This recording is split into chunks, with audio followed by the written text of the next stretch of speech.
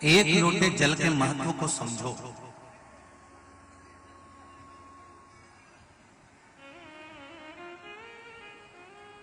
शंकर भगवान, कोई कहे कि शिव जी इनके हैं, तो शंकर भगवान सबके। मृत्यु लोक में रहने वाला, पृथ्वी पर निवास करने वाला, कैलाश पर्वत पर शमशान में रहने वाला कोई साधारण नहीं। मेरा देव अधिदेव महादेव किसी एक के नहीं है। मेरे देव अधिदेव महादेव तो सबके हैं।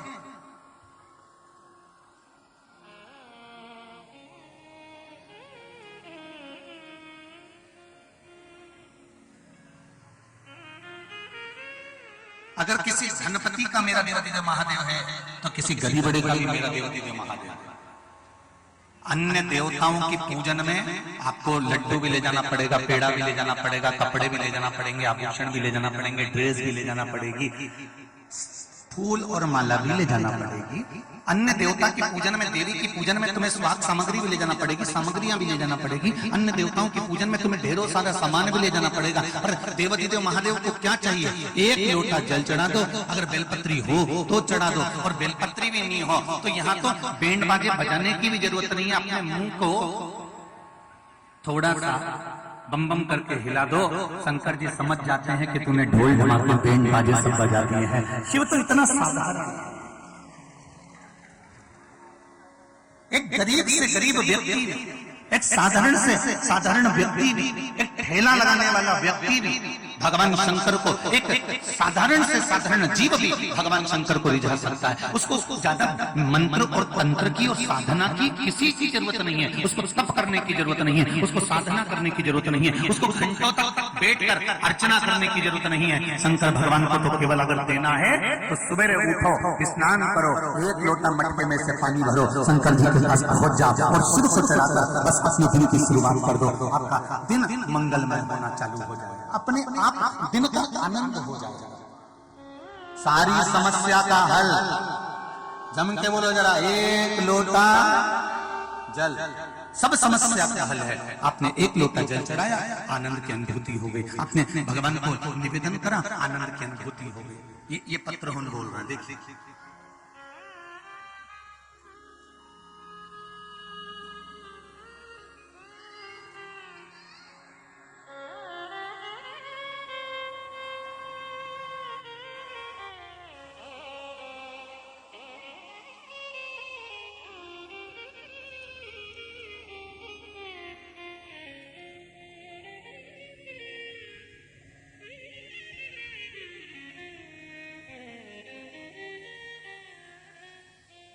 पायल जी पटवा, पिपरिया, नर्मदापुरम, पिपरिया से आई है।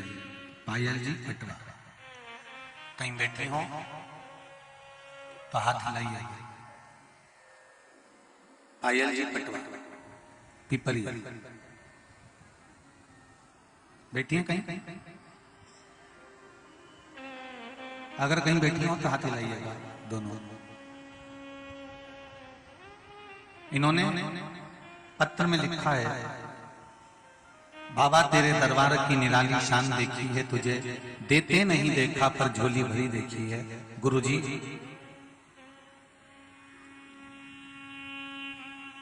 मैं टीवी पर शिव महापुराण की कथा सुनती थी। शिव की ऐसी कृपा हुई कि मेरी बहन को सन 2004 से सोराइसिस की बीमारी थी। शरीर में से, चमड़ी में से फुल्कियां निकलती थी, चमड़ी में से खाल निकलती थी।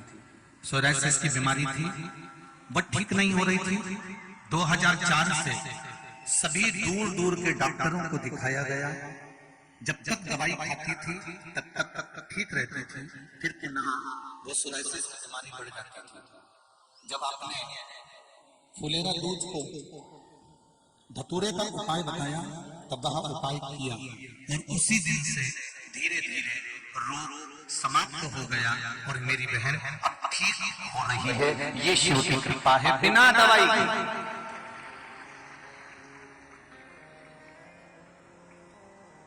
शिव तत्व किसको कहते हैं? एक पत्र और है बड़ा सुंदर, देखिए।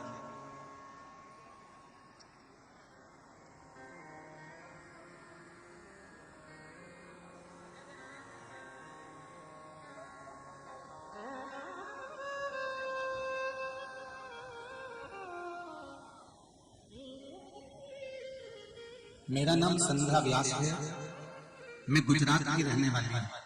संध्या जी व्यास कहीं बैठे हो तो खड़े होकर दोनों हाथ हिला सकते हैं। संध्या व्यास कहीं बैठी हो तो दोनों हाथ हिला सकते हैं।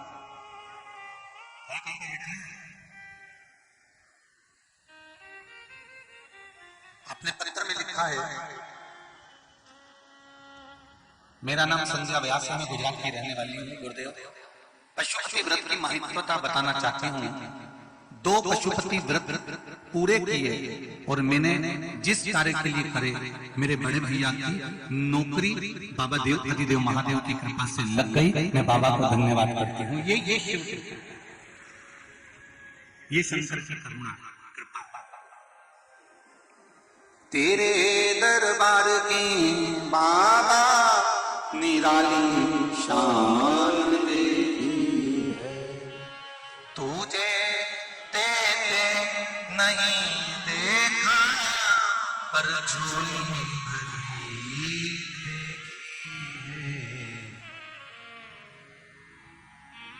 जो जाना गया, जो पहचाना गया, जो समझ गया कि एक लोटे जल का क्या महत्व है, उसने जल चढ़ाना प्रारंभ कर दिया। और जब जीव भटकता रहा, अंतिम बिंदु तक भी उसको अगर ठोर ठिकाना नहीं मिला, तब सब दूर से भटकने के बाद अंत में फिर वो परमात्मा के पास, फिर वो भगवान के पास। एक निवेदन आप सभी से,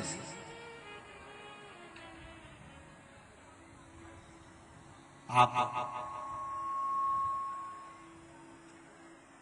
दुनिया के जितने हाथ जोड़ते हो ना किसी काम को निकालने के लिए, किसी कार्य को करने के लिए, आप दुनिया के जितने हाथ जोड़ते हो ना, शिव महापुराण कथा कहती है उससे भी आधे हाथ अगर आप देव अधिदेव महादेव के जोड़ लो तो उतने नहीं, आप उससे आधे हाथ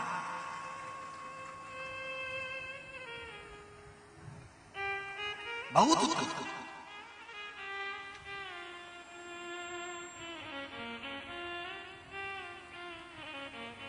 इस हीरे की महत्वता को हमको समझना है, शिव महापुराण की महत्वता को हमें समझना है। जो तुम्हारे घर के पास में शंकर जी का मंदिर बना हुआ है, चाहे वो नया हो चाहे वो पुराना हो, जो तुम्हारे घर के पास में शिव मंदिर बना हुआ है वो भले पुराना हो चाहे नया हो, उस पर जाकर 1 लोटा जल चढ़ाने की महत्वता को हमें जानना है।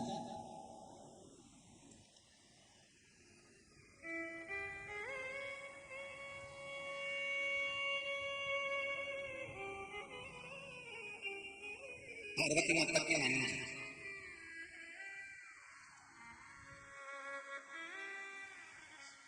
क्या नाम था?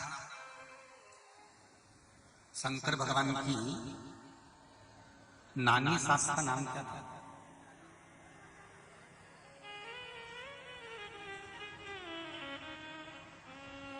पार्वती जी की नानी जी का नाम क्या था? स्वधा। क्या नाम था? जम के बोलो जरा। स्वधा। और ये कोई साधारण सी नानी नहीं है पार्वती जी की, और ना ये नाम कोई साधारण सा।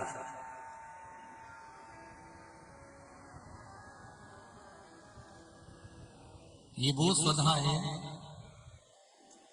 जो पितरों की धर्म पत्नी है, और पितरों की धर्म पत्नी है केवल श्राद्ध पक्ष में, और श्राद्ध पक्ष से भी हटकर यदि किसी के घर में पितृदोष होता है, और हमने कहा कि इनके यहाँ पितृदोष है, 1 रुपए कमाओ 100 रुपए खर्च वाला काम चलता है, जरा सा बर्तन गिरा उसके पीछे विवाद हो जाता है, पानी गिर गया उसके पीछे विवाद हो जाता है, छोटी छोटी बात में जिसके घर में जरा जरा सी बात में विवाद हो जाता हो, या 1 रुपए कमाओ 100 रुपए खर्च होता हो, या घर का एक व्यक्ति बीमार होता है, दूसरा ठीक होता है, तीसरा बीमार पड़ता है, चौथा ठीक होता है, 5वां बीमार पड़ता है, एक ना एक घर में बीमार चलते रहते हैं, या 1 रुपए कमाने पर सवाया खर्चा हो रहा हो, घर में 1 रुपया भी जुड़ नहीं रहा हो, आया और गया, आया और गया, या किसी न किसी बात में घर में क्लेश हो रहा हो, तो समझ लो कि ये 4 लक्षण पितृदोष के हैं। ये 4 लक्षण पितृदोष के बताए। अब इतना क्लेश होने पर, घर में धन नहीं आने पर, घर में रोग बढ़ने पर करना क्या चाहिए? तो शिव महापुराण की कथा कहती है, पार्वती जी की जो नानी जी, क्या नाम है जरा जन के बोले, स्वधा,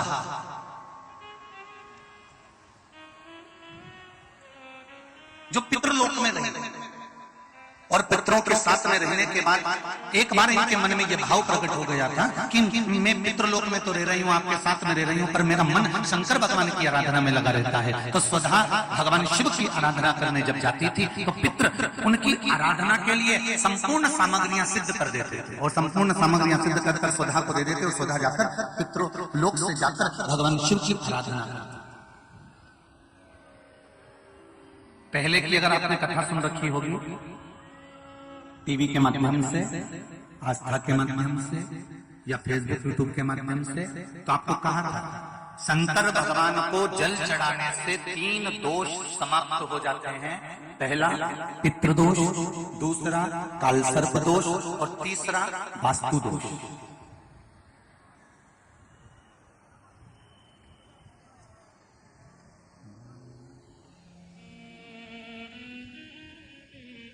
भगवान शंकर को जल चढ़ाने से 3 दोष। पहला है पितृदोष, जब हमारे घर के मटके में से, हंडे में से, घर में जो पानी का स्थान होता है वहां से लोटा भरकर पानी भरते हैं, लेकर जाते हैं, तो परिंदा, मटका, हंडा, बाल्टी जिसमें पानी भरा हुआ है रसोई घर में, वो स्थान पितरों का स्थान कहलाता है। उस पितरों के स्थान में से जब पानी भरकर लेकर जाते हैं तो रसोई घर में से लेकर जब घर में से निकल कर जाते हैं तो पूरे घर का वास्तु दोष, और उस परिंदे में से, मटके में से पानी भरा तो पितृदोष। और ध्यान देना, इसको ले जाकर जब शंकर भगवान को समर्पित करते हैं तो पितरों का दोष, वास्तु दोष और कालसर्प दोष, ये तीनों अपने आप समाप्त हो जाते हैं मात्र शंकर पर 1 लोटा जल समर्पित कर देने पर।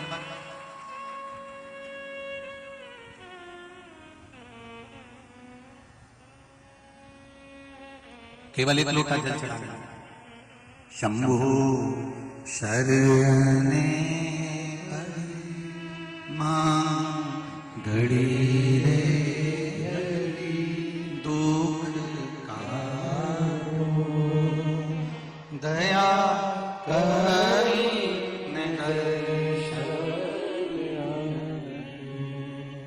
दया करी निदर्शन। 3 दोष अपने आप समाप्त हो जाता है। शिव जी की पूजन करते हैं।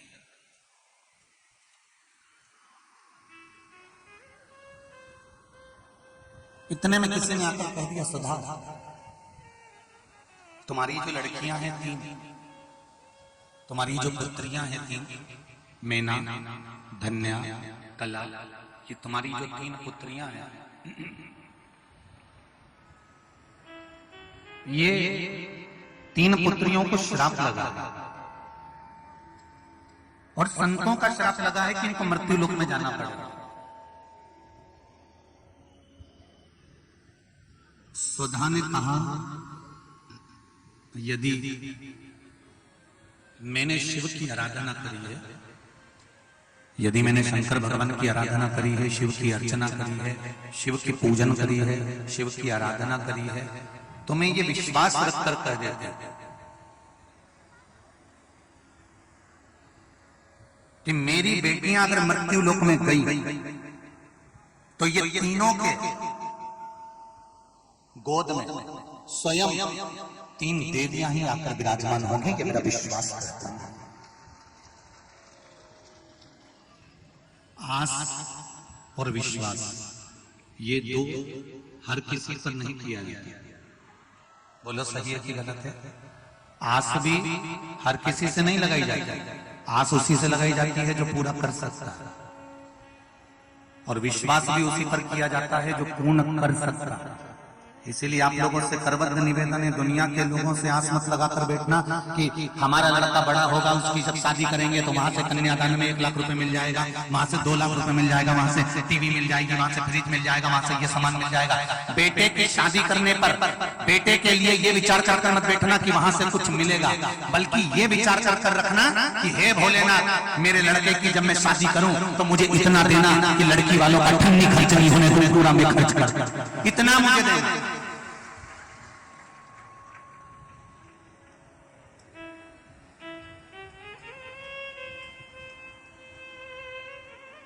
हम क्यों लड़की वालों से आस लगा कर बैठे कि लड़की वाला आएगा तो लड़की वाला फ्रिज देगा, तो लड़की वाला टीवी देगा, तो लड़की वाला एलसीडी देगा, तो लड़की वाला ये देगा, तो लड़की वाला क्यों?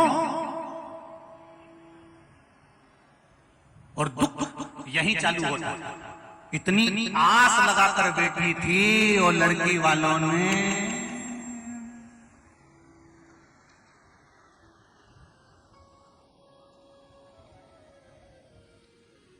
मंदिर में घंटी है, अरे बोलो तो सबके मंदिर में है छोटी सी, और लड़की वालों ने वही घंटी पकड़ा दी। तो विचार करिए, फिर जब आस टूटती है ना तो घर में क्लेश होता है। आज जब टूटी ना, हम कमा गए थे, बताओ हम इतनी सास की साड़ी आई, सास की अटैची आई, उसमें 2 साड़ी अच्छी रख लेना थी, ऐसी बेकार साड़ी रख दी, आस लगा के बैठी थी ना, टूट गई।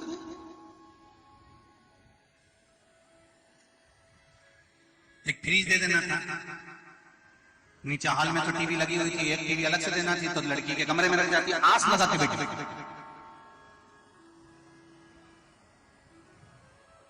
और दुनिया वालों से आस लगाकर बैठोगे तो ये निश्चित है कि ये आस टूटेगी जरूर, और अगर देव महादेव से आस लगाकर बैठोगे तो ये पक्का है वो कभी टूटने वाला है। जितने बेटे जितने लड़के इस कथा में बैठे हुए हैं, जितने लड़के बैठे जिनकी शादी नहीं हुई, जरा हाथ खड़े करना, कितने बैठे हैं? जिनकी शादी नहीं हुई छोरा, उन्हें जरा हाथ खड़ा करो। कर लिया? खड़े हो जाओ जरा। जिनकी शादी नहीं हुई सारा छोरा खड़ा हो जाओ। तुम्हारी हो गई?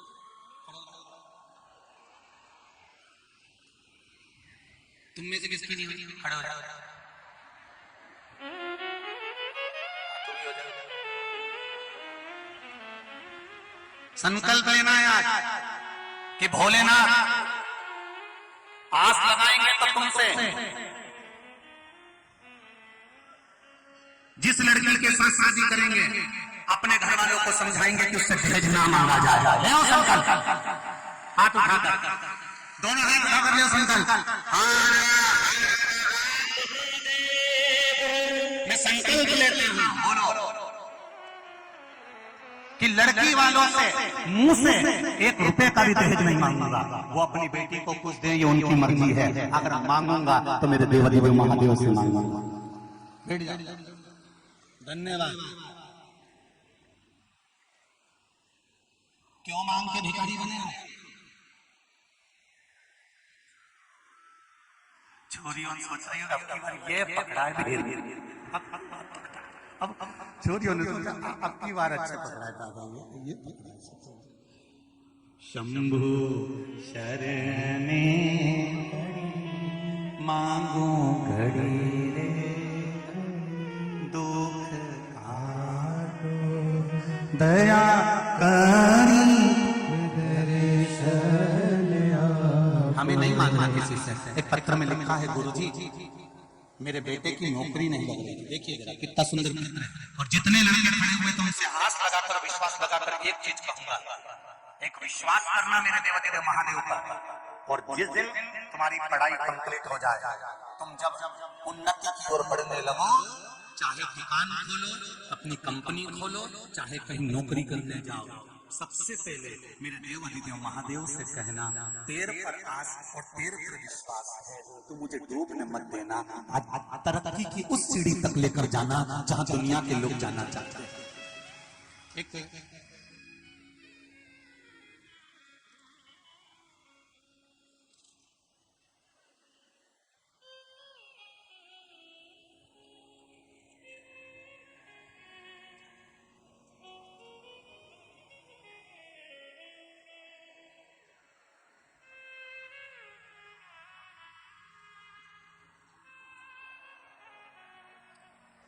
एक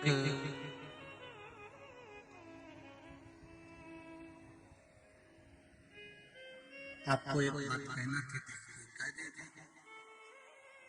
कल कथा चल रही थी यहाँ सीहोर कुबेरेश्वर धाम पर पानी की थोड़ी कमी है, थोड़ी क्या बहुत कमी। पूरा क्षेत्र जांच करवाया गया, पानी नहीं है पूरे क्षेत्र में, रिजल्ट से जांच करवाया पानी नहीं, मशीन से जांच कराया पानी नहीं।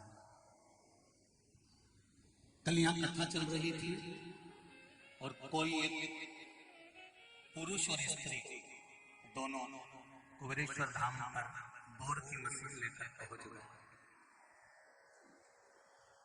ऑफिस वालों ने कहा अभी हम बोर नहीं कराना चाहते, नहीं 3 घंटे वहां कथा चलेगी नर्मदापुरम के पास में, और इस क्षेत्र में कहीं पानी नहीं है, पर हम मशीन साथ लेकर आए हैं, बोर तो हम करके जाएंगे, तुमसे हमें ठन्नी नहीं चाहिए, मोटर भी हम डालेंगे, बोर भी हम लगाएंगे।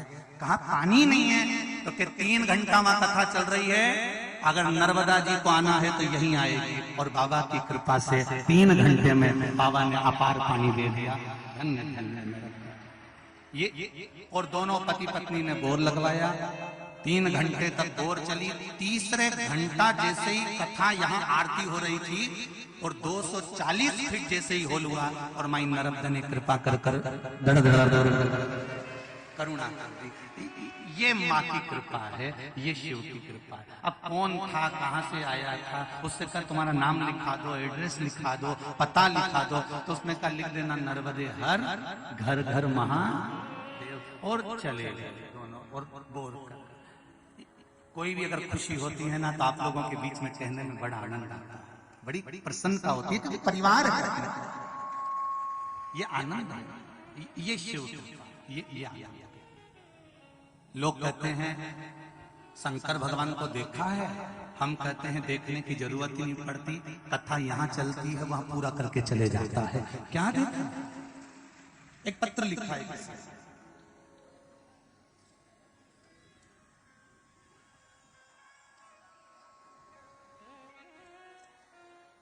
ज्योति खंडेलवाल सतना से, कहीं बैठी हो तो खड़े होकर हाथ हिलाई, आती है दोनों हाथ हिला दीजिए। गुरुजी पशुपति व्रत किया था, और जिस कार्य के लिए किया था मेरे बाबा ने वो पूरा कर दिया, इसलिए बाबा को धो के हमें आई। पहले सोमवार को मेरे बेटे का इंटरव्यू था, मेरे बेटे से मैंने कहा कि बाबा से बोल कर जा, बाबा इंटरव्यू में पास जरूर करेगा। पहले सोमवार को मेरे बेटे का इंटरव्यू था, और बाबा की ऐसी कृपा हुई, इंटरव्यू लेटर आया, मेरा बेटा इंटरव्यू देने के लिए गया। उससे अगले सोमवार को बाबा की ऐसी कृपा हो गई, मेरा लड़का इतने दिन से भटक रहा था, इंटरव्यू में पास नहीं हो रहा था, और बाबा की कृपा हुई, दूसरा सोमवार जैसे ही आया तो बेटे को ज्वाइनिंग लेटर प्राप्त हो गया, और मेरे बेटे की नौकरी लग गई। उसके लिए बाबा को धन्यवाद देने आया, और बाबा की यही कृपा। बैठिए बहन, हर हर महादेव, शिव कृपा। इसलिए मेरे बेटों से निवेदन है, हमें संसार के लोगों के आगे हाथ नहीं फैलाना, हमें दुनिया के लोगों के आगे जाकर भीख नहीं मांगना, हमें ये विचार कर नहीं बैठना कि लड़कियों के घर से, लड़की वालों के यहाँ से कुछ मिलेगा। हमें भगवान भोलेनाथ पर इतना विश्वास और इतनी आस लगाकर बैठना है कि मेरा देवाधिदेव महादेव इतना दे दे, इतना दे दे, इतना दे दे कि मैं खुद लड़की वालों के घर का जितना खर्चा है वो उठा सकूं, इतना मेरा देवाधिदेव महादेव दे दे। मुझे किसी का धन नहीं चाहिए, मुझे किसी की संपदा और वैभव नहीं चाहिए।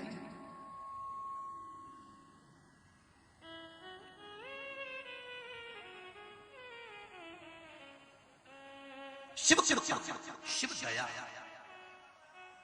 आप उसको दिल से रिझाओ तो।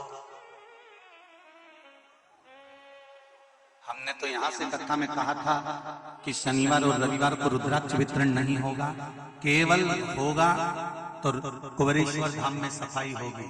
आप मानोगे नहीं, इतनी दूर दूर से लोग मां केवल सफाई करने के लिए पहुंच गए, बेग टंगे हुए हैं और नालियों का कचरा निकाल रहे हैं, झाड़ू लगा रहे हैं।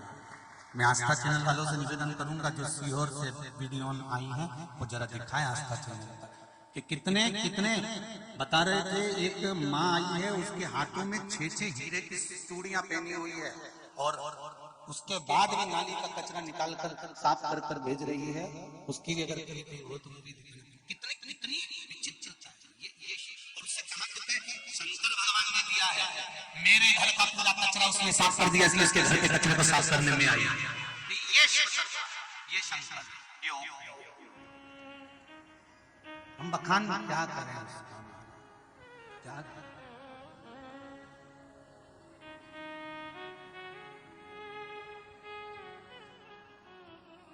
सोनी परिवार से पूछो साहब कथा कहे गुरुजी इतनी बड़ी कथा तो देवाधिदेव महादेव के सिवाय कोई नहीं करवा सकता, ये उसी की सामर्थ्यता है। किसकी सामर्थ्य? ये आप इतनी वीआईपी मेरी जीजीओन बैठी हैं और मेरे ये सब भाई लोग बैठे हुए हैं, इतने वीआईपी कि एसी के कमरे से बाहर नहीं निकले, कूलर से बाहर नहीं निकले और 42 डिग्री टेम्परेचर में 2 किलोमीटर दूर तक पैदल चलकर पंडाल में आके बैठे।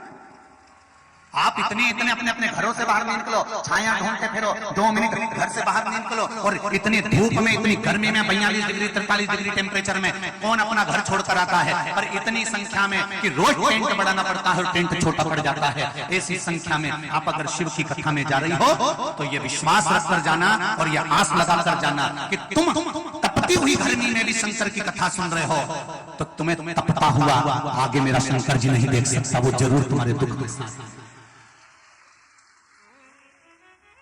पर हर पल हर घड़ी हर क्षण उसको एक लोटा जल समर्पित करना मत भूलना। एक लोटे जल की परिभाषा को जानना और वो जाना। सुधा ने तुरंत कह दिया मेरी बेटियों अगर कुछ प्राप्त करेंगे तो शिव तत्व से प्राप्त करेंगे। मैंने अगर शंकर भगवान को एक लोटा जल चढ़ाया है तो मेरी बेटियों को दुख नहीं झेलना पड़ेगा, ये मेरा विश्वास करता है। और वही हुआ।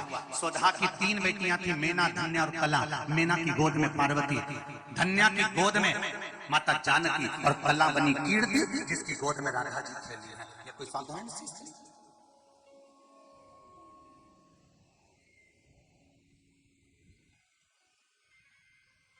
अगर घर में पितृ दोष है, वास्तु दोष है, काल सर्प दोष है और तुम्हें लग रहा है कि मैं 1 रुपए कमा रहा हूं, 100 रुपए खर्चा हो रहा है या फिर घर में क्लेश बना हुआ है या घर में बीमारियां बढ़ी हुई है, तो एक काम करना प्रारंभ कर दो। शिव जी के मंदिर में एकादशी के दिन जब आप जल शंकर को चढ़ाने तो रोज ही जाते हैं, जब एकादशी का दिन रहे और शंकर जी के मंदिर में आप जल समर्पित करें तो 3 बार मुख से स्वधा स्वधा स्वधा या स्वधा स्तोत्र का पाठ जिसमें 12 श्लोक ब्रह्म वैवर्त पुराण के अंतर्गत प्रकृति खंड में ब्रह्मा जी द्वारा स्वधा स्तोत्र के पाठ का महत्व बताया। कोई कहे कि सीहोर वाले महाराज ने ये स्वधा स्वधा स्वधा मंत्र कहां से दिया तो आप उसको बता देना। ब्रह्म वैवर्त पुराण के प्रकृति खंड में से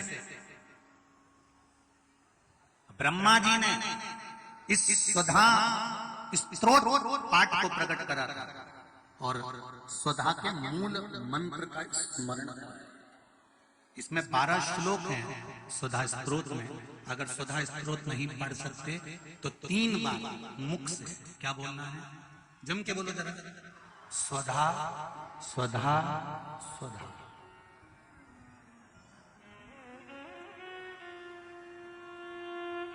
पीछे धा है, हा नहीं तो तुम स्वाहा स्वाहा स्वाहा कर दो। पीछे क्या है, धा, धनुष बन। फिर से एक बार बोलिए 3 बार, स्वधा स्वधा स्वधा। और एक बात और ध्यान दीजिएगा,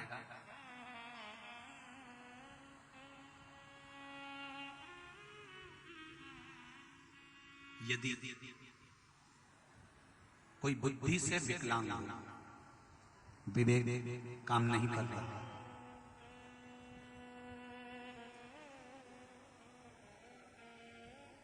अगर विवेक काम ना कर रहा हो, माइंड से कोई कमजोर हो, तो जब स्वधा के नाम से आप शंकर भगवान को जल समर्पित करें, स्वधा स्वधा कहकर उस जल को समर्पित करें, तो पितरों का स्मरण कर कर वही स्वधा को समर्पित किया गया जल, जिसको विवेक की तकलीफ होती है, बुद्धि की तकलीफ होती है, अपने पितरों का, अपने पूर्वजों का स्मरण कर कर उस जल को उस विवेकहीन व्यक्ति के दोनों भुकुटियों के पास में लगा देना चाहिए। थोड़ा सा, जैसे पत्र में आया है,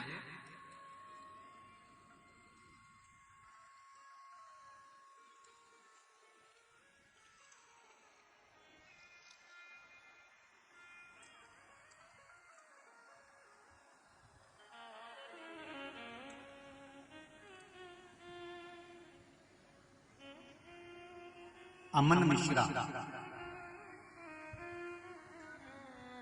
24 घंटे यहां पर सेवा दे रहे हैं। कहीं हैं अमन मिश्रा? आप ही हैं? एक बार दोनों हाथ लगा दे। श्री शिवाय नमस्ते। मेरी छोटी बहन मानसिक रूप से असंतुलित है। विज्ञान की सहायता से हर वह कदम उठाया गया जो उठाना चाहिए, सारे चिकित्सकों को दिखाया गया, सारी दवाइयां कराई गई, पर कोई लाभ नहीं मिला। सिर्फ और सिर्फ अगर कुछ थोड़ा सा लाभ देख पाया हूं अपनी बहन पर, तो बिलपत्री मैंने अपनी बहन को सेवन कराना प्रारंभ करा, जिससे अब उसमें थोड़ा सा लाभ देख पा रहा हूं। सही आपने लिखा पत्र, दोनों हाथ हिला दीजिए। हर हर बैठो बैठो बैठ बैठ। कहां से हो बाबू? यहीं सिमरी पे? बाबा की कृपा हो। अगर मेरे बाबा ने थोड़ा सा भी हाथ पकड़ा है, सारे मेडिकल को दिखाने के बाद भी अगर थोड़ा सा लाभ इंच मात्र का भी अगर दिया है मेरे शंकर ने, तो ये जान लेना, मैं तो यहां तक कहूंगा कि आप अगर शिव महापुराण की कथा तक पहुंचे हो, या आस्था चैनल पर शिव महापुराण की कथा सुन रहे हो, या फेसबुक यूट्यूब पर टाइम निकाल कर अगर शिव महापुराण की कथा सुन रहे हो, तो ये मेरा विश्वास कहता है कि शंकर भगवान ने तुम्हारा हाथ पकड़ लिया है, अब वो डूबने नहीं देगा, ये निश्चित है। कौन होता है में इतने दूर अपने अपने गांवों से? जो आसपास के रहते होंगे वो आ जाते होंगे, व्यापार करने आ जाते होंगे, जिसके यहाँ शादी ब्याह होता होगा तब आते होंगे। कौन आएगा किसी की? कौन सुनेगा आस्था चैनल पर कथा? कौन सुनेगा फेसबुक पर कथा? अगर आप ढूंढते ढूंढते भी अगर शिव महापुराण की कथा तक पहुंचे हो, भले आसपास चैनल के माध्यम से सुन रहे हो, फेसबुक यूट्यूब के माध्यम से सुन रहे हो, चाहे इस पंडाल में सुन रहे हो, आप ढूंढते हुए भी अगर शंकर की कथा तक पहुंचे हो, तो जरूर मेरे देवाधिदेव महादेव को कुछ अच्छा करना होगा। इसलिए तुमको खींच कर यहाँ तक बुला लिया, नहीं तो बहुत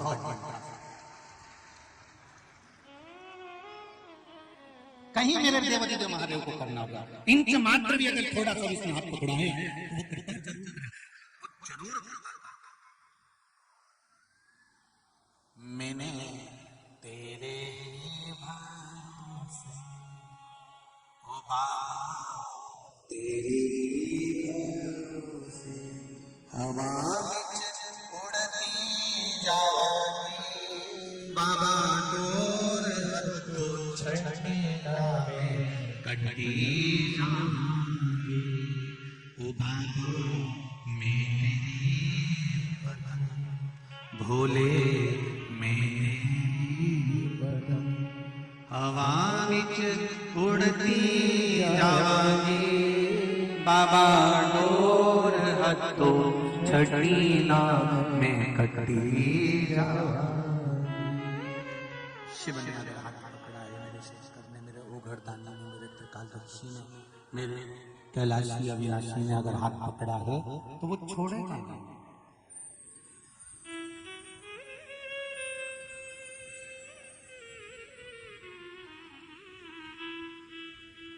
एकादशी के दिन अगर जल चढ़ाने जाओ तो 3 बार मुख से बोलिएगा। फिर से बोलो एक बार, स्वधा स्वधा स्वधा।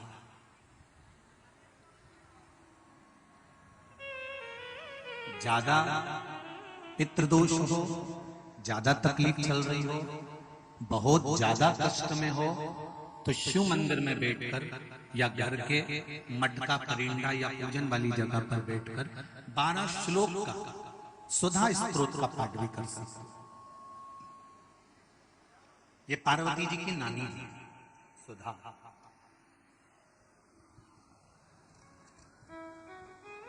जो भगवान शिव का अभिषेक करना, पूजन करना, अर्चना करना, मंत्र जाप करना, स्मरण करना, नित्य प्रति शिव पूजन में डूबी रहना, इनका एक ही काम था। थी पितरों की पत्नी,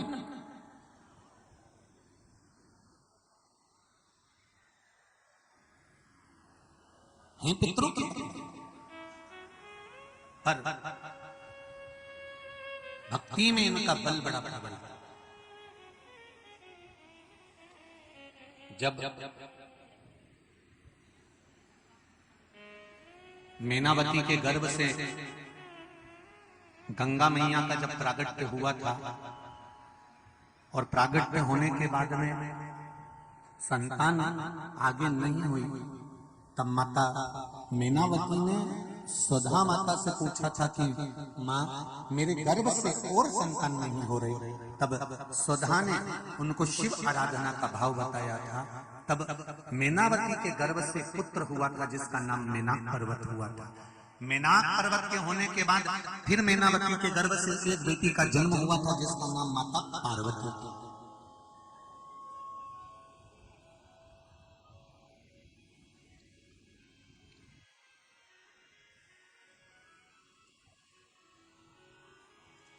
तब उनका नाम माता पार्वती। और माता पार्वती की तब साधना का बल इतना प्रबल था, इतना बल प्रबल था। माता पार्वती जी ने अपनी नानी से जो सीखा था, सुधा माता से जो सीखा था, शिव आराधना का जो भाव माता पार्वती सीख कर बैठी थी, वो माता पार्वती जी ने शंकर की इतनी आराधना करी, इतनी आराधना करी कि देवाधिदेव महादेव के साथ में माता पार्वती जी का मंगल विवाह हुआ। ये सुधा से सीखा था। हमारे घर के बच्चों को कोई दूसरा सिखाने वाला नहीं मिलेगा। हमारे घर के बच्चों को हमें सिखाना पड़ेगा। सारी दुनिया की गतिविधि तुम्हारे बच्चों को दुनिया सिखा देगी, पर हमारे कुल का, हमारे घर का, हमारे सनातन धर्म का संस्कार हमारे बच्चों को कोई दूसरा नहीं सिखाएगा। सिखाना घर के माता पिता को पड़ेगा, कोई दूसरा नहीं सिखाने वाला। आपके बच्चे को मोबाइल चलाना किसने सिखाया? तुमने सिखाया क्या? अरे जन के तो बोलो रे जी। आप अपने बच्चों को कभी मोबाइल चलाना नहीं सिखाओगे, फिर भी बच्चा मोबाइल चलाना सीख जाएगा। जितना तो तुमको नहीं आता उससे जोरदार उसको किसी ने सिखाया? जम के बोलो जरा। नहीं, अपने आप सीख गया। आज की जो जनरेशन है, आज के जो बच्चे हैं, इनको कुछ सिखाने की जरूरत नहीं होती। आज के बच्चे अपने आप टीवी देख देख के, जो माताएं दिन भर डॉक्टर कह देता बेड रेस्ट करो, और बेड रेस्ट मतलब पलंग पे पड़ी रहो, दिन भर नाटक देखती रहो, तो नाटक देखते देखते देखते देखते देखते देखते वो अंदर से जो देख रहा है ना नाटक, तो ऐसी औलाद पैदा हुई आके ऐसी नौटंकी करना चालू कर देते हैं। इनको सिखाना नहीं पड़ता। कौन सिखा रहा है? जरा जरा से बच्चे को क्या बोलना है ये माता पिता नहीं सिखाते कि क्या बोलना है। जो माता पिता सिखाते वो तो बोलता ही नहीं, और 50 प्रश्न खड़े कर देता है। मम्मी, दादी, ओ दादी, हाँ, तो पड़ोस में लल्लू रहता है, हाँ, उसके यहाँ पर आज मुक्ति बनी है, सेव बना है, रायता बना है, आलू चने की सब्जी बनी है, पूड़ी बनी है। दादी बोली बेटा, उसकी दादी मर गई ना तो आज बारवा है, इसलिए उसके यहाँ बना। तो बच्चे ने दादी से कहा दादी अपने यहाँ कब बनेगा? दादी ने धर के दिया, मेरी मारने की प्लानिंग कर रहा है। बच्चों को जो सिखाओ वो बच्चे सीखते। जो बच्चों को सिखाया जाए वो बच्चे नहीं सीखते। बाहर की चीजें तो तुम्हारे बच्चों को कोई भी सिखा देगा और उसको सिखाने की जरूरत नहीं पड़ेगी।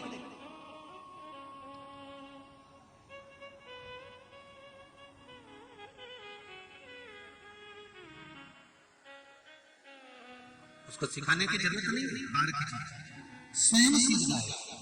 बच्चों को अगर सिखाना है तो हमारे सनातन धर्म की संस्कार सिखाना पड़ेगा। बच्चों के हाथ में एक लोटा जल का देना पड़ेगा और कहना पड़ेगा जाओ शिव मंदिर में जाकर एक लोटा जल चढ़ाओ, तब जाकर बच्चे संस्कारवान बन के जाएंगे। और बच्चे अगर संस्कारवान बन गए तो तुम्हें बुढ़ापे में फिर रोना नहीं पड़ेगा और वृद्धाश्रम का मुंह नहीं देखना पड़ेगा। तुम उसी घर में रहोगे जिसमें तुमने संस्कार दिए, जिसमें तुमने संस्कार का दान किया, जिसमें तुमने संस्कार का दान किया, उसी चीज।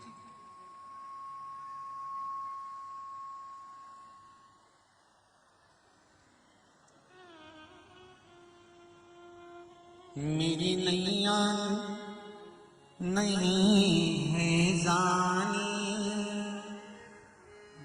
डूबने की है इसकी कहानी, कहीं डूब ना जाए मझधार। शिव से आप प्रार्थना करें, निवेदन करें, अर्चना करें।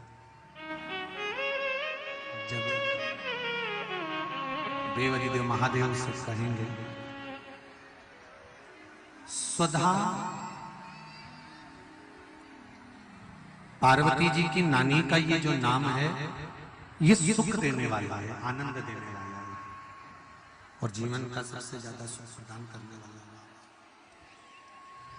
श्री शिवाय नमस्तुभ्यं, श्री शिवाय नमस्तुभ्यं।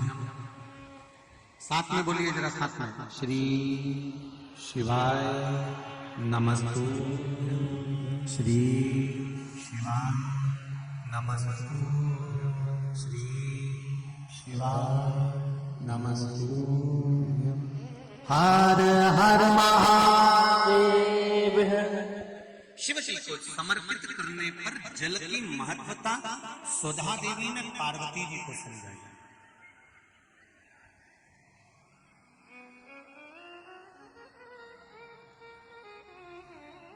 शंकर के जो उपासक होते हैं,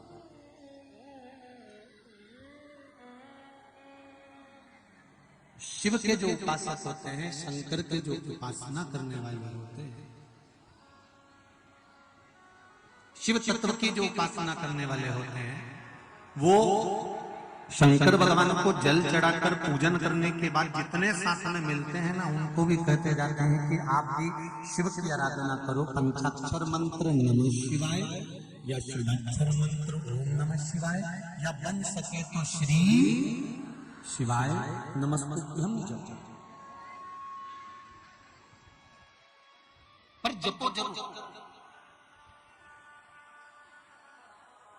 स्मरण जरूर करो।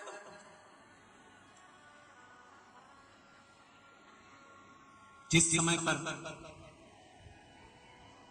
तारकासुर को मारने का जब समय निश्चित हुआ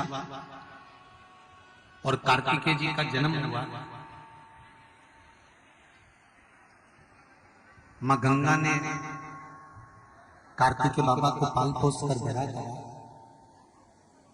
कार्तिकेय जी गए और जाकर तारकासुर के संहार को करने वाले थे और कभी माता ने कह दिया कि इस तारकासुर को मारना मना नहीं है, पर तारकासुर के हृदय में शिव का निवास है, इसलिए इसको हृदय में घात न पहुंचे उसका स्मरण। एक बात और अच्छे से समझ लीजिएगा, आप लोग बड़े ध्यान लगाकर समझ लीजिए, बड़े ध्यान से।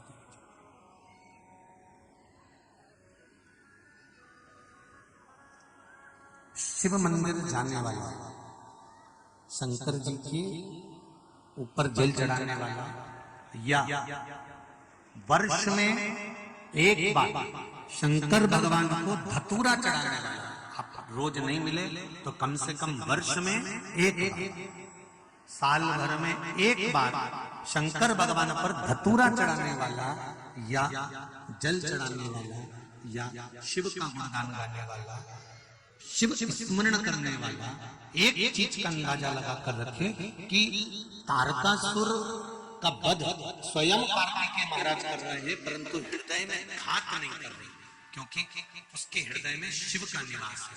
तो शिव महापुराण की कथा एक बहुत सुंदर सी बात कहती है कि यदि आप शंकर भगवान गला पकड़ रहा बहुत ज्यादा, शंकर भगवान यदि आप शिव भगवान का स्मरण कर रहे हैं, शंकर भगवान का गुणगान कर रहे हैं, भगवान शंकर की भक्ति में डूबे हुए हैं, तो ये निश्चित है और ये उसकी निश्चितता है कि शिव का गुणगान करने वाले को कभी हृदयघात नहीं हो सकता। ये निश्चित है।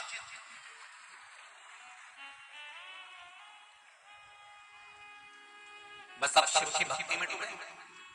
एक बहुत सुंदर बात कही जाती है, आप लोगों को ध्यान होगा कि जिसको हार्ट अटैक आता है, जिसको अटैक आता है तो डॉक्टर कहते हैं थोड़ा दिल खुश रखो, मन अच्छा रखो, चिंता फिक्र मत करो, टेंशन मत लो, फुल एंजॉय, फुल जीवन जियो। उसका मतलब क्या होता है कि अपने दिल को, अपने मन को, अपने चित्त को, अपनी वृत्ति को, अपने हृदय को कहीं ना कहीं लगाएं, सत्संग में लगाएं, पूजन में लगाएं, भजन में लगाएं, कीर्तन में लगाएं, स्मरण में लगाएं, छोटे बच्चों में लगाएं। इस मन को कहीं ना कहीं लगाना है। तो हमारा हिंदू धर्म, हमारा सनातन धर्म यही तो कहता है कि इस चित्त वृत्ति को, इस मन को, इस हृदय को हम भगवान की भक्ति में क्यों ना लगा दें, हम भगवान के स्मरण में क्यों ना लगा दें। देखिए भगवान शंकर और पार्वती मैया विराजमान, शंकर पार्वती कैलाश पर बैठे हुए, भगवान शिव और पार्वती मैया कैलाश पर विराजमान है, बैठे हुए हैं।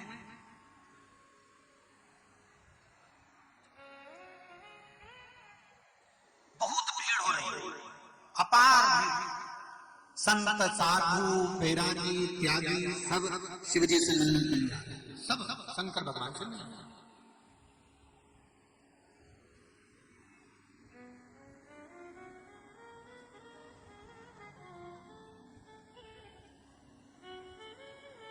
गंगा जी के घाट पर सभी गंगा नहाने आते हैं। अरे जमती बोले, गंगा जी के घाट पर सब गंगा नहाने नहीं आते। गंगा जी के घाट पर कई ऐसे भी हैं जो गंगा नहाने के लिए नहीं आए हैं, वो इंतजार करने के लिए आए हैं कि ये गंगा में डुबकी लगाए, ये करे हर हर गंगे और हम इसको करें पूरे नहीं। बहुत ध्यान देना जरा कथा की ओर, कथा की ओर, हेलो हेलो हेलो, कथा की ओर स्मरण करिएगा, कथा की ओर जरा ध्यान दीजिएगा।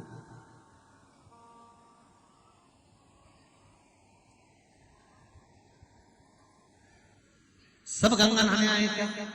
नहीं, कुछ ऐसे हैं जो ये तकती लगाकर बैठे हुए हैं कि इनने कुछ रखा और हमने उठाया और लेके चल। कई लोग ये जितने कथा में आए हो ना, इसमें बहुत सारे, वैसे तो मुझे उम्मीद है कि सब कथा सुनने आए, पर कहीं कहीं की चंद्र घंटा ऐसी भी आई है। ऐसा नहीं है कि नहीं आए होंगे, वो भी इंतजार में आए होंगे कि बस कहीं मौका मिले और एक ही चेन दिखे, इसका मंगलसूत्र और चेन दिखा, और ये लगी थी कथा में और ये लगी थी चेन और मंगलसूत्र में। लक्ष्य देखिए,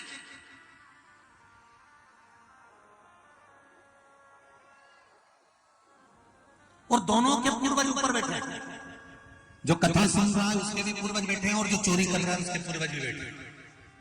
कथा सुनने वाले के पूर्वज ऊपर बैठकर आशीर्वाद दे रहे हैं, वाह वाह बेटा बहुत सुंदर कार्य करा कि तू भगवान की कथा में पहुंच गई और तूने अपना जीवन आनंदित कर लिया, 7 पीढ़ी को तार दिया, 71 पीढ़ी को तार दिया। आपके पूर्वज आपको आशीर्वाद दे रहे हैं। और चोरी करने वाले के भी पूर्वज ऊपर बैठे हैं और ऊपर बैठे बैठे कोस रहे हैं, अगर चोरी ही करना थी तो कहीं दूसरी जाके कर लेते, दूसरी जगह चले जाते। कथा ही मिली थी चोरी करने के लिए, सारे कुल को डुबो दिया, 71 पीढ़ी को उठाकर फिर नरक में पटक दिया। अगर चोरी करना थी तो नर्मदा का घाट मिला था, चोरी करना थी तो क्या गंगा का घाट मिला था, चोरी करना थी तो क्या कथा सत्संग स्मरण मिला था, कहीं दूसरी जगह चोरी कर लेते। दुनिया में ढेर सारी जगह वहां चले जाते, पर चोरी भी करना थी तो कहाँ चोरी करी? कथा में जाकर, गंगा के घाट पर, नर्मदा के घाट पर, तीर्थ में जाकर, मंदिर में जाकर, देवालय में जाकर, कहीं और जगह चले जाते।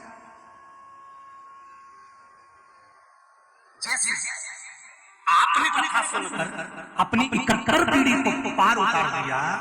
चोरी करने वाला व्यक्ति जब किसी धर्म की जगह पर चोरी करता है तो वो अपनी 71 पीढ़ी को ले जाकर कुंभी पाक नरक में पटक देता है। एक नरक नहीं, 94 नरकों में ले जाकर पटक देता है कि यहाँ पटक दिया जाए। सब आते हैं कथा में, हर तरह का व्यक्ति कथा में आता है। तो यहाँ माता पार्वती जी ने शिव जी से कहा कि आप रोज प्रतिदिन सत्संग करते हो, रोज प्रतिदिन कथा करते हो, रोज प्रतिदिन भगवान का भजन करते हो, रोज प्रतिदिन स्मरण करते हो। तो अब मैं इतने लोगों को देख कर यति मुनि ये सब वैरागी त्यागियों को आप सुनाते हो, एक बार मुझको भी कथा सुना दीजिए। शंकर भगवान ने कहा चल चल मैं तुझे अभी सुना देता हूं।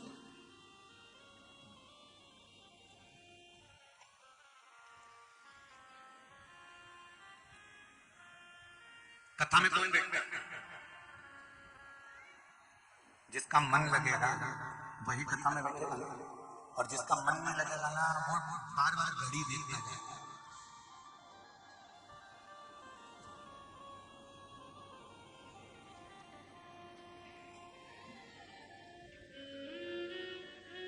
कहीं कुछ कहीं कुछ कहीं कुछ मन नहीं होगा ना, तो कथा में चित्त नहीं होगा, तो कथा में मन नहीं लगेगा, तो उसका मन लगेगा।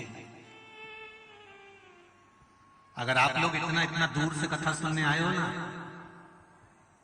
और जगह कथा होती है तो वहां तो प्रसाद भी मिल जाता है। बोलो सही है कि ईमानदारी की बात? कि दुनिया के लोग यूं कहते हैं कि प्रसाद के चक्कर में भीड़ आ रही है। यहाँ क्या मिल रहा है? केवल एक चीज आपको मिल रही है, श्री शिवाय नमस्तुभ्यम, और दो चीजें और मिल रही है। एक शंकर जी के प्रति आस, और दूसरा शंकर जी के प्रति विश्वास कि हमें भरोसा है ये हमको डूब गई। इसके सिवा यहाँ क्या मिला?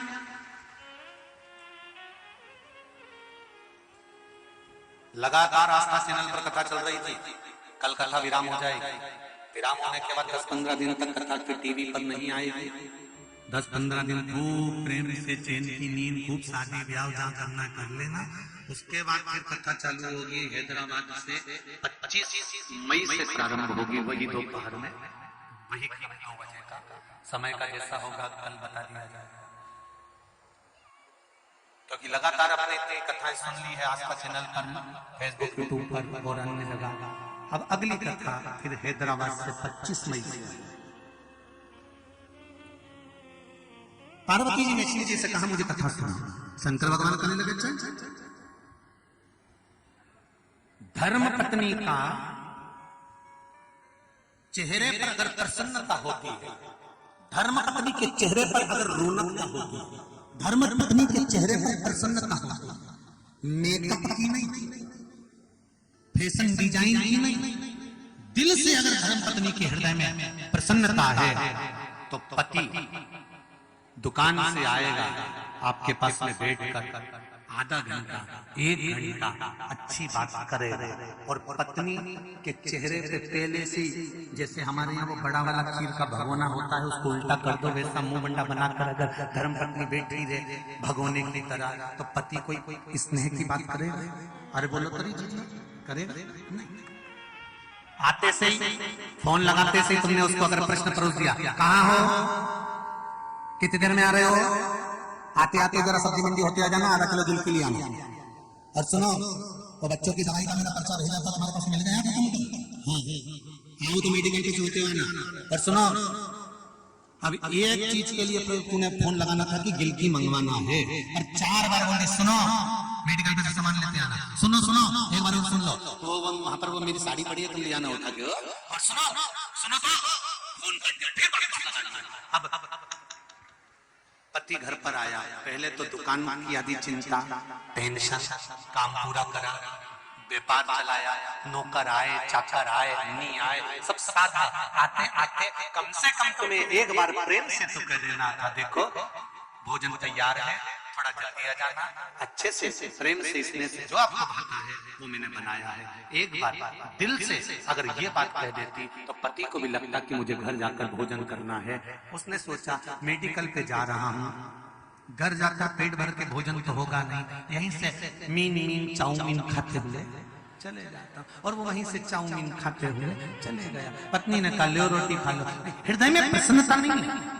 पार्वती मैया के हृदय में प्रसन्नता थी। माता पार्वती ने प्रसन्न चित्त से कहा कि मुझे कथा सुनना है। शंकर भगवान ने कहा कथा कौन सी? पार्वती ने एक हाथ जोड़कर कहा, निवेदन कर कहा कि मुझे छोटी सी कथा नहीं सुनना है, जिस कथा में आप और हमारा बहुत लंबा समय बीत जाए, ऐसी कोई कथा सुना दीजिए। शंकर भगवान पार्वती को कथा सुनाने लगे। कथा प्रेम की बस सुनाई दी।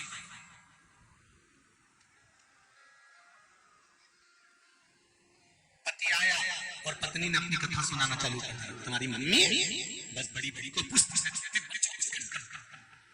उनको तो केवल एक ही दिखते और उन्हीं के बच्चे दिखते हैं। छोटे के बच्चे दिखेंगे, बड़े के दिखेंगे, मंझले के दिखेंगे, संजले के दिखेंगे। मुझे जरा सा ध्यान नहीं देती। तुम्हारी मम्मी, तुम्हारे पापा ऐसे, तुम्हारी मम्मी ऐसे, तुम्हारा भाई ऐसा, तुम्हारा कुटुंब ऐसा, तुम्हारी बहन ऐसी। जब फोन लगाती है कुछ ना कुछ भड़का देती है, आग लगा देती है। बस सो जो चालू हुई, फिर उस बात के पीछे जब तक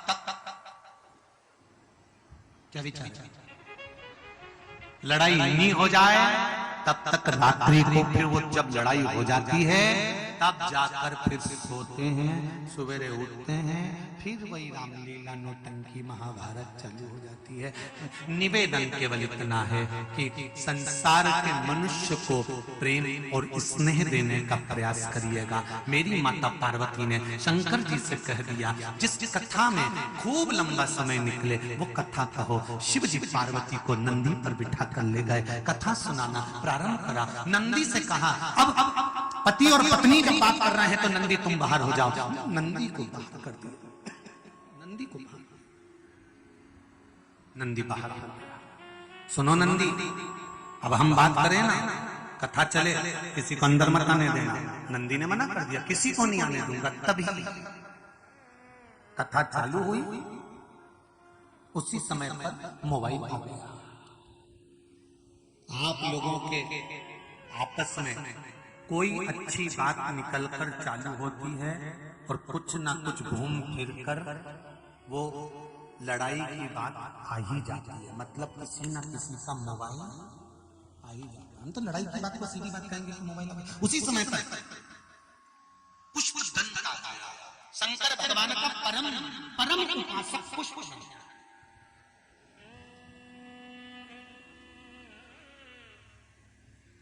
अंदर जाने लगा। नंदी ने रोका, रुको, कहां जा रहे हो? मुझे भोले बाबा जी से काम है।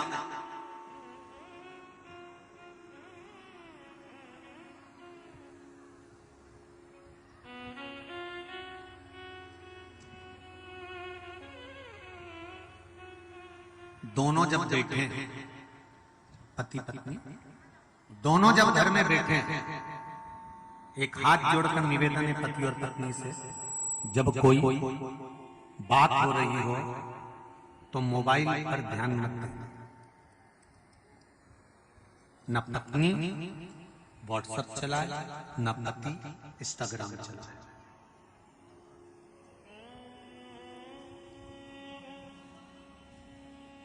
पत्नी पति से ज्यादा वैल्यू जब मोबाइल को देने लगती है तो पति भी फिर पत्नी को वैल्यू नहीं दे पाता। और पति भी अगर मोबाइल चला रहा है और पत्नी की बात पर कोई वैल्यू, कोई भाव नहीं है, तो पत्नी भी फिर पति को वैल्यू देना बंद कर देती है। जिस समय पर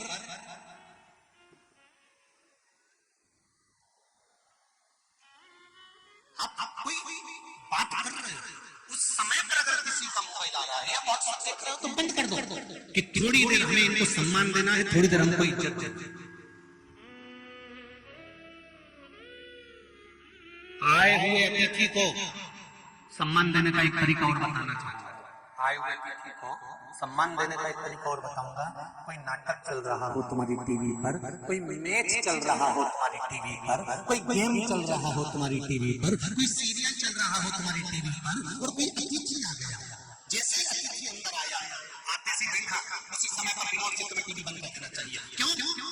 टीवी से ज्यादा सम्मान आए हुए अतिथि को देना चाहिए। अतिथि को लगेगा कि मेरे आने से मैं टीवी बंद करी है, मेरी वैल्यू बढ़ाई गई, इज्जत बढ़ाई गई है। मालूम पड़े अतिथि आकर बैठ गए तो मैच ही देख रहे हो।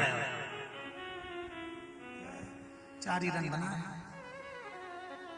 अतिथि बैठा है, बात कर रहा है, सम्मान कर रहा है, तुम्हारे यहाँ मिलने आया है, बहुत दूर से आया है। आज के जमाने में कोई किसी के नहीं जाता साहब। इतनी गर्मी में भरचक प्रयास में अगर कोई तुम्हारे यहाँ शादी में, विवाह में, फंक्शन में, कार्यक्रम में, त्योहार पर, रक्षाबंधन पर, दिवाली पर, दशहरे पर अगर कोई मिलने आ रहा है तो भगवान से प्रार्थना करना कि तुम्हारा दरवाजा परमात्मा की कृपा से अच्छा है, इसलिए कौन जाता है किसके, किसी के पास टाइम नहीं है, सबके घर में भोजन है, सबके घर में गुजिया और पपड़िया है, कोई दिवाली पर इसको मिलना पसंद नहीं करता, सबके घर में अपना अपना इफ्तार समय हुआ है, सबके जीवन अभिमान और अभिमत का समय हुई है, कोई किसी से मिलना पसंद नहीं करता, ना मौसी, ना बहन, ना चाचा, ना चाची, ना काका, ना बुआ, कोई किसी के जाना पसंद नहीं करता, सब अपने घर के मालिक के साथ, अपने घर के सेल से। पर उसके बाद भी अगर कोई तुम्हारे यहाँ आ रहा है और कोई मैच देख रहे हो, सीरियल देख रहे हो, नाटक देख रहे हो, तो टीवी का स्विच ऑफ कर दो। हाँ, अगर कोई कथा चल रही है आवाज लो कर दो।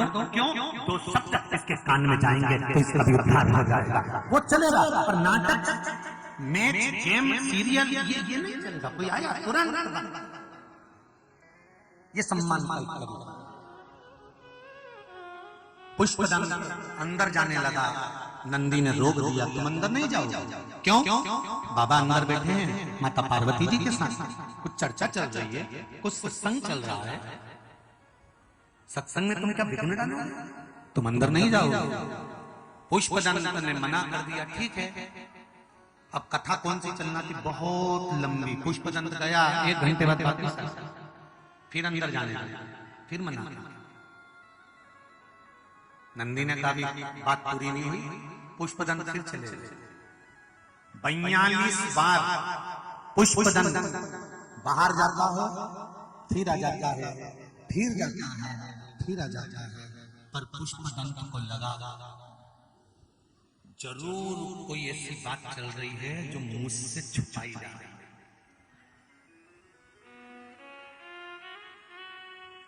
जरूर कोई ऐसी बात चल रही है,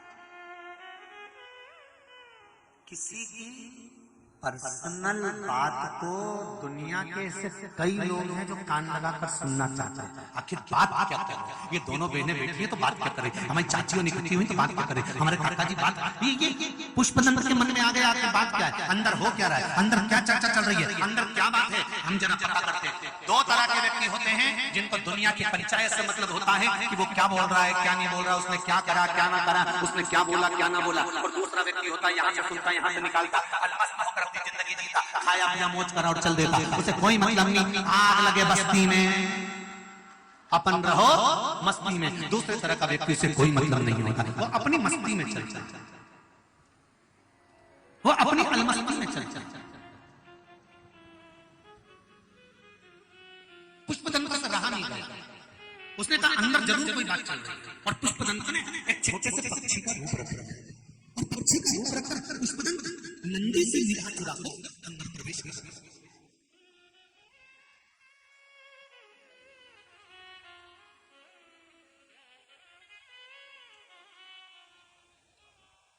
पुष्पदंत ने कथा थोड़ी सी सुनी और थोड़ी सी सुनने से पुष्पदंत शंकर और पार्वती के उस संवाद में इतना खो गया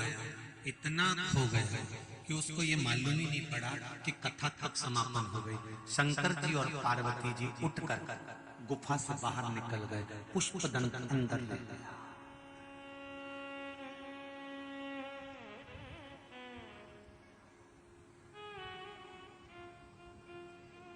पुष्पदंत अंदर ले गया। अब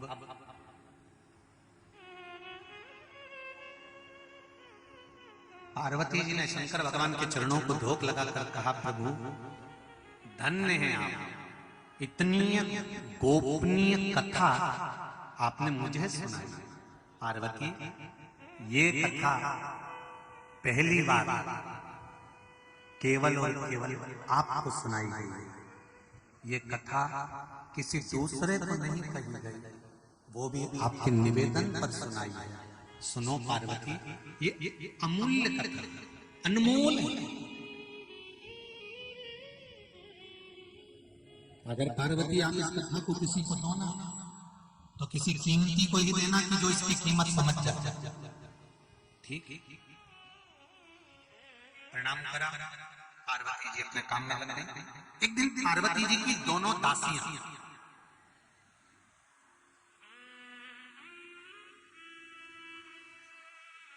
जया और विजया, पार्वती जी के दरवाजे की दो दासियां जया और विजया दोनों पार्वती जी के पास बैठी थी और पार्वती जी ने आज मन करा कि मैंने जो कथा सुनी है वो कथा में इन दोनों को सुना देती हूँ। और जैसे ही पार्वती जी ने जया से कहा, जया आज मैं तुमको ऐसी कथा सुनाने जा रही हूँ जो कथा तुमने कभी नहीं सुनी होगी। जया ने कहा, हाँ माँ पार्वती सुनाओ कथा। और जया के सामने जैसे ही पार्वती मैया ने कथा कहना प्रारंभ करा, जो एक लाइन कथा की सुनाई और दूसरी लाइन तो जया ने पार्वती जी को सुना दी, तो पार्वती जी उठकर खड़ी हो गई और खड़ी होकर पूछा, क्यों री जया ये कथा तुझे किसने सुनाई?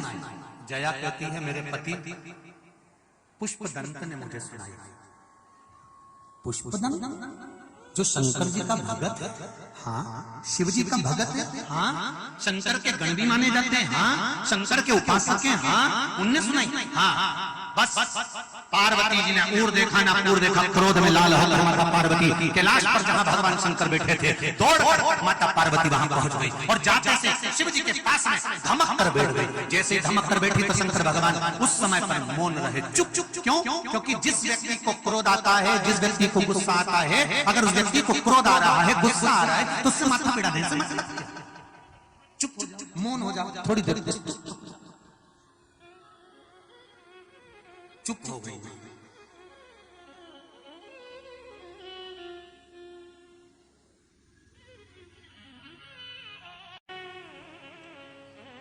अब क्रोधी व्यक्ति से बात क्या करोगे? घर में जब बहू को क्रोध आता है तो सास समझाए तो कैसे समझाए? सास को क्रोध आए तो बहू समझाए तो समझाए कैसे? एक पत्नी को पति पर क्रोध आ गया और गुस्से में आकर उसने शब्द कह दिया, तुम तो जानवर हो।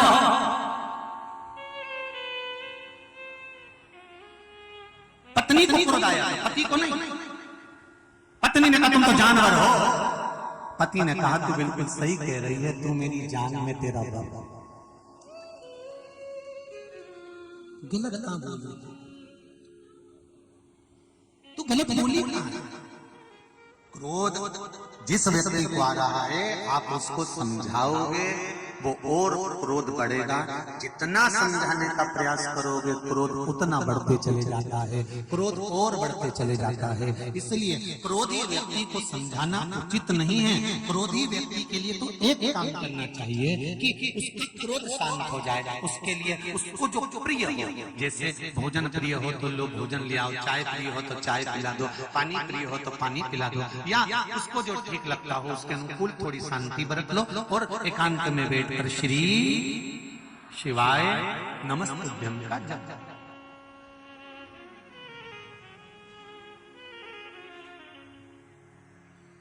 मंत्र की गरिमा को पहचानते हैं, मंत्र की गरिमा को जानते हैं, उस मंत्र का स्मरण। पार्वती जी धमक कर बैठी, भोलेनाथ जी ने कुछ नहीं बोला। माता पार्वती जी पास में सरकी, शंकर जी ने कुछ नहीं बोला। पार्वती जी और पास में खसकी, शंकर भगवान उधर खसक गए।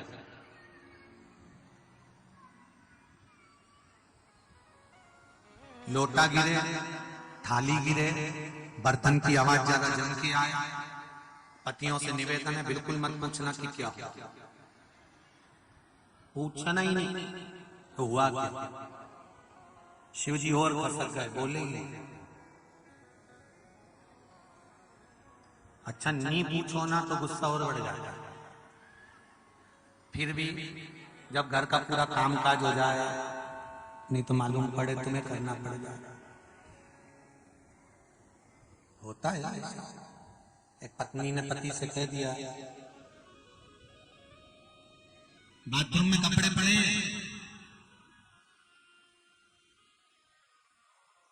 धो दोगे क्या? नहीं तो मैं आके धो दूंगी। अब इसमें दो बात है। पत्नी कह रही है कपड़े धो दोगे क्या? नहीं तो मैं आके धो दूंगी।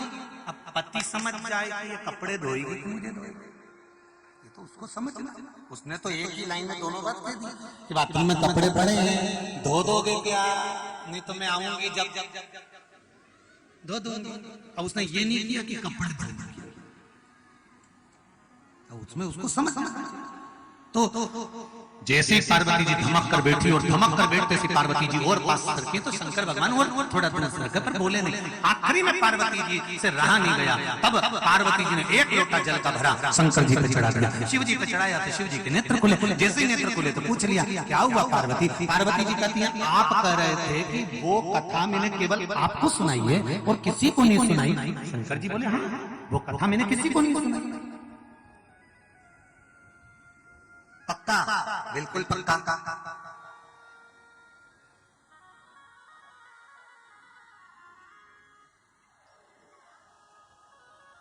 देखो मुझसे छुपाओ मत। शिव जी बोले सत्य कह रहा हूं, वो कथा मैंने किसी को नहीं सुनाई।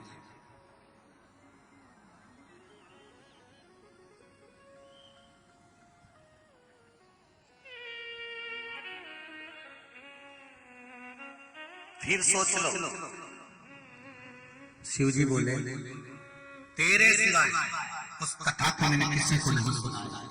पार्वती जी बोली मैं अपनी सखी सेविका जया को कथा सुना रही थी। जया ने वो कथा बोलना चालू कर दिया। उससे पूछा गया कि तुझे किसने बताया, तो उसने कहा मेरे पति पुष्पदंत ने बताया। वो पुष्पदंत जो आपका सेवक है, आपका उपासक है, आपका भजन करने वाला, आपका कीर्तन करने वाला, आपका सम्मान करने वाला है, उस पुष्पदंत ने अपनी पत्नी जया को कथा सुनाई थी। मतलब आपने पुष्पदंत को सुनाई होगी। शंकर जी ने कहा तू चुप हो जा, मुझे देखने दे कि पुष्पदंत के पास वो कथा कैसे पहुंची। शिव जी ने ध्यान लगाया, ध्यान लगाकर देखा तो पार्वती जी ने कहा तू मेरे हाथ पर हाथ रख, मैं तुझे बताता हूँ कि कथा वहां कैसे पहुंची। पार्वती जी ने शिव जी के हाथ पर हाथ रखा और शंकर भगवान ने नेत्र बंद कर पार्वती जी को दिखाया कि जिस समय पर माता पार्वती जी कथा सुन रही थी पुष्पदंत एक पक्षी का रूप धारण कर उस कोठर में आकर बैठ गया था, इसलिए उसने कथा सुनी। क्रोध आ गया और माता पार्वती को क्रोध आया और क्रोध आते से माता पार्वती दौड़ गई जया के घर पर। आवाज लगाई कहां है पुष्पदंत? पुष्पदंत उस समय पर सम्मुख में नहीं। पुष्पदंत उस समय पर नहीं। पुष्पदंत का मित्र माल्यवन मिल गया और माल्यावन पुष्पदंत का मित्र मिला तो माल्यावन ने माता पार्वती जी से पूछा मां आज आप इतना क्रोध क्यों कर रही हो? पार्वती जी ने कहा जिस कथा को मेरे पति ने मुझे सुनाया था वो कथा पुष्पदंत ने चोरी से सुन ली, इसलिए मैं क्रोध में आकर उसको श्राप देने आया। माल्यावन ने कहा मां आप क्यों श्राप दे रही हो? अब जो हो गया उसको भूल जाओ। इतने में तो मां जगत जननी को और क्रोध आ गया, जिससे अभी आपकी कथा में कहा था कि क्रोधी व्यक्ति को अगर समझाओगे तो उसको क्रोध और आएगा। बेटा तू तो समझदार है, बेटा तू तो ऐसी है, और ज्यादा और ज्यादा और क्रोध।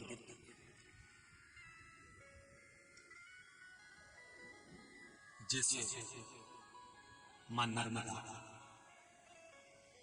अपनी सहेली को भेजा था परीक्षा करने के लिए और सहेली जो हीला लग गई सोनभद्र से बात करने के लिए, और माँ को जब मालूम पड़ा तो कितना क्रोध माता को आ गया कि माता ने नियम ले लिया कि मैं तेरे साथ अब विवाह नहीं करना। चल चलिए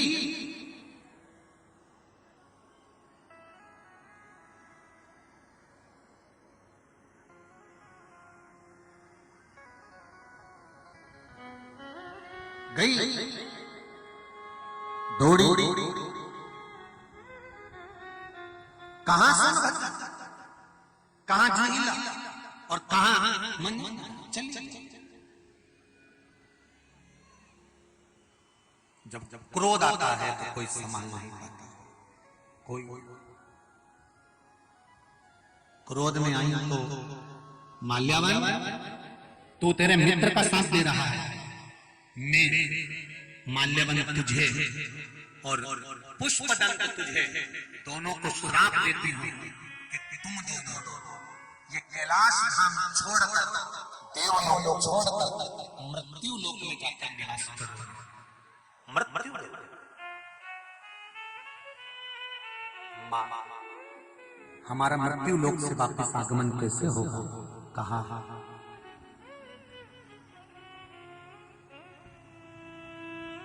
कान भृति नाम का एक सुप्रतीक नाम का एक यक्ष जिसको श्राप लगा था, वो कानभृति नाम से विंध्य पर्वत पर निवास करता है। उस विंध्य पर्वत पर जिस समय पर वो आपको मिलेगा और आप उसको ये कथा श्रवण करा दोगे जो आपने सुनी है, तो आप इस योनि से छूटकर फिर देव योनि को प्राप्त हो जाओगे।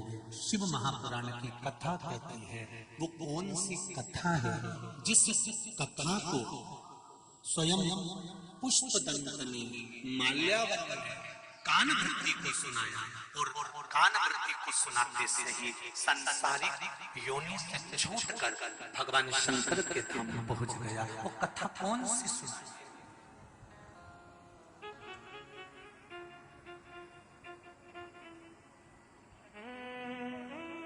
वो कोई दूसरी कथा नहीं, कोई दूसरी नहीं। शिव महापुराण की कथा कहती है, भगवान शंकर का संवाद करता है।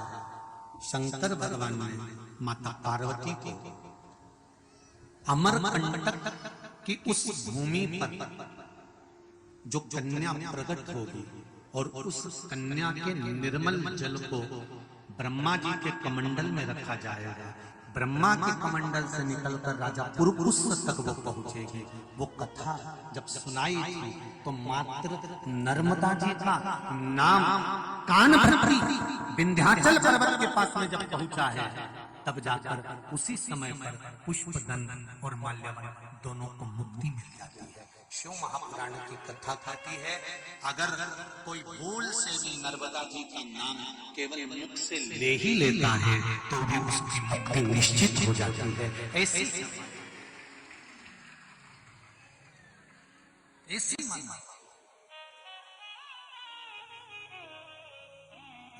इसीलिए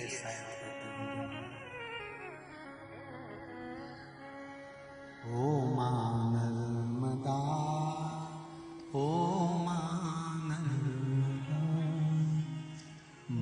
नर्मदा तू है कलयुग की गंगा, दर्शन से तेरे मन हो जाए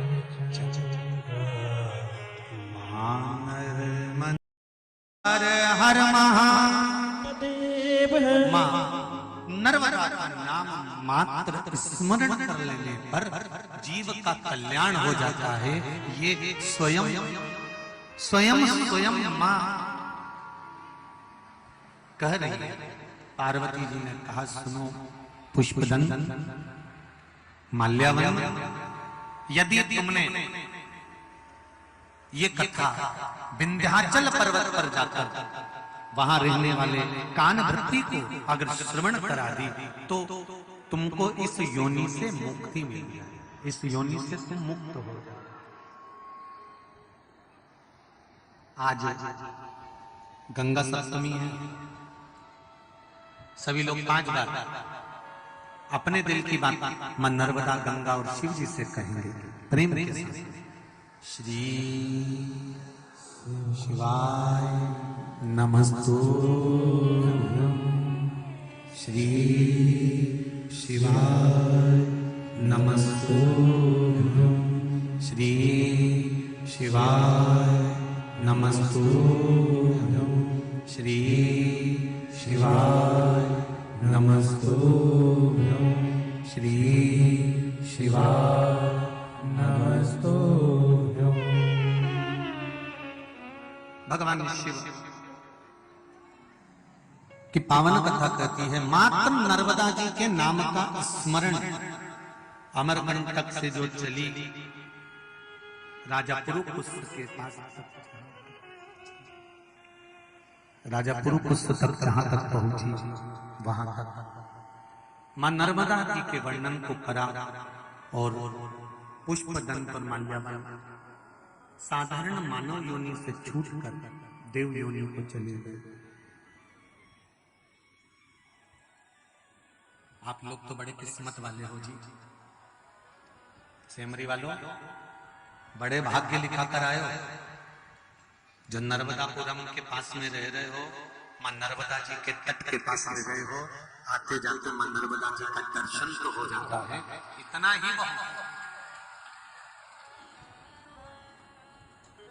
आज बाबा की कृपा हम पर भी हुई है। होशंगाबाद नर्मदापुरम में आज वो कौन सा घाट है, कैरी घाट है, हाँ कौरी घाट पर आज शाम को 7:30 बजे हम भी मां नर्मदा जी की आरती करने के लिए पहुंच रहे हैं। यही बाबा की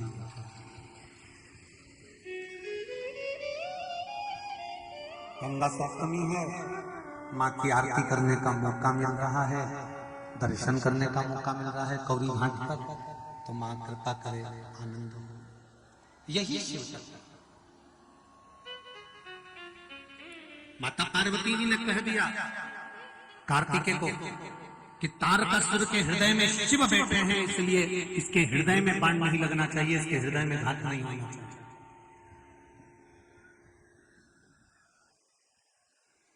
जिसके हृदय में, जिसके घर में, जिसके घर के आंगन में, जिसके घर के अंदर देवाधिदेव महादेव का शिवलिंग विराजमान होता है या हृदय में शंकर की भक्ति होती है, अकाल मृत्यु उसको छू नहीं सकती है, दूर।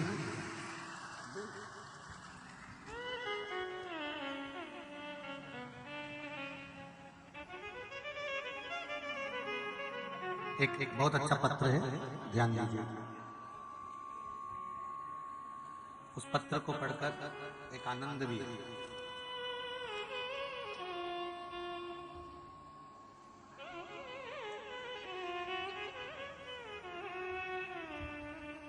देवी बाई पटेल नरसिंहपुर मध्य प्रदेश से हैं। कहीं बैठी हैं देवी बाई पटेल? कहीं बैठी हो तो खड़ी हो जाए। कहीं बैठी हैं देवी बाई पटेल नरसिंहपुर मध्य प्रदेश। इधर बैठी है क्या? बैठी है इधर लेफ्ट में, दोनों हाथ हिला दो देवी बाई जी। हर हर महादेव। पत्र में आपने लिखा है, गुरुजी मेरी बेटी को सर्वाइकल की बीमारी थी, देवाधिदेव महादेव की कृपा से उसको बेलपत्र के माध्यम से 11/12/2021 से आपकी कथा सुन रहे हैं और उसके माध्यम से उसको बेलपत्र वाला प्रयोग करा तो बाबा की कृपा से उसकी सर्वाइकल की बीमारी ठीक हो गई। एक नीचे 2 नंबर का जो आपने बात लिखी है, गुरुजी मेरी पोती को पितृपक्ष के समय में उसके गले में 4 बड़ी-बड़ी गठान हो गई थी। उम्र छोटी है बच्ची की। डॉक्टर ने उसको देखते से कह दिया था कि ये कैंसर की है और इसका ऑपरेशन होना जरूरी है। ऑपरेशन में खर्चा भी बहुत होगा। देवी बाई जी आपने लिखा इसमें, बड़े-बड़े डॉक्टर को दिखाया गया, तब हमने ऑपरेशन का मना कर दिया और मैं वापस आ गई अपनी पोती को लेकर। उसकी उम्र छोटी है। विचार करा कि कथा में सुना था कि बेलपत्र चढ़ाकर खिलाना और जल पिलाना, पर बच्ची छोटी सी बच्ची बेलपत्र कैसे खाएगी? तो मैंने सोचा भगवान शंकर के भी छोटे छोटे बच्चे हैं, गणेश जी हैं, अशोक सुंदरी है, कार्तिक है, तो मैंने सोचा बेलपत्री की जगह टॉफी ले लो। देखो भाव देखिए जरा, बेलपत्री की जगह में उनको टॉफी ले गई, चढ़ाई, और बाबा को एक ही बात कही कि मैं बेलपत्री नहीं चढ़ा सकती क्योंकि मेरी बच्ची खा नहीं सकती, तो मैंने ये टॉफी ही आपको चढ़ाना है, आप इसी को औषधि बना देना। और वो टॉफी लाकर मैंने एक एक कर बेटी को खिलाना प्रारंभ करा और मेरी बेटी की गले की 3 गठाने गल चुकी है, 1 गठान रह गई। ये पत्थर। अब विश्वास कहां से लाओगे भाई? जरा विचार करिए। बैठो बहन, बैठिए। देवी बाई पटेल जी नरसिंहपुर से बैठ गई। विश्वास कहां से लाओगे? शिव महापुराण की कथा कहती है वो माँ ने जानती थी कि बेलपत्र बेटी नहीं खा पाएगी, तो उसने दिल से भगवान को कहा था सरी। और विश्वास रख कर कहोगे तो ये विश्वास मानकर चलना कि मेरा देवाधिदेव महादेव सुनेगा जरूर, करेगा। आपका विश्वास पक्का होना चाहिए, निश्चित होना चाहिए। तारकासुर का संहार हुआ, गणेश जी का मंगल विवाह पक्का हुआ। गणेश जी महाराज रिद्धि सिद्धि के साथ पधार रहे हैं। जोरदार ताली बजाकर स्वागत करिए श्री गणेश जी महाराज का आनंद के साथ। आज कथा छठे दिन की विराम की ओर जाएगी। कल कथा का 7वां दिन रहेगा। जिन्होंने 6 दिन की कथा पूरी ना सुनी हो वो कल की कथा अवश्य श्रवण करें और अपने जीवन को सार्थक बनाएं। कथा का समय यही रहेगा 2 बजे से 5 बजे तक। माता रिद्धि सिद्धि श्री गणेश जी महाराज के गले में जयमाला पहना रही हैं। जोरदार ताली बजाएं। बोल गणेश जी महाराज की जय। गणेश जी महाराज ने रिद्धि सिद्धि के गले में एक जयमाला पहनाई है। रिद्धि सिद्धि ने वापिस वो माला निकालकर श्री गणेश जी महाराज के गले में पहनाई है। गणेश जी महाराज बड़े प्रसन्न हुए। रिद्धि सिद्धि के कंधे पर भगवान गणेश जी ने दोनों हस्त कमल रखे हैं। जोरदार ताली बजाइए। बोल गणेश जी महाराज की जय। आप सभी से निवेदन है, जब यहाँ से निकल कर जाओ धीरे धीरे जाना, क्योंकि आज बहुत ज्यादा संख्या में आप लोग हो। रास्ता में कहीं धक्का मुक्की किसी को ना हो, धीरे धीरे जाना, आराम से जाना, रास्ते जाना। कुछ सूचनाएं आशीष जी दे रहे हैं, उसके बाद में जय जय श्री राधे। सभी भक्तों को हर हर महादेव। सदा जय श्री कृष्ण। श्री शिवाय नमः।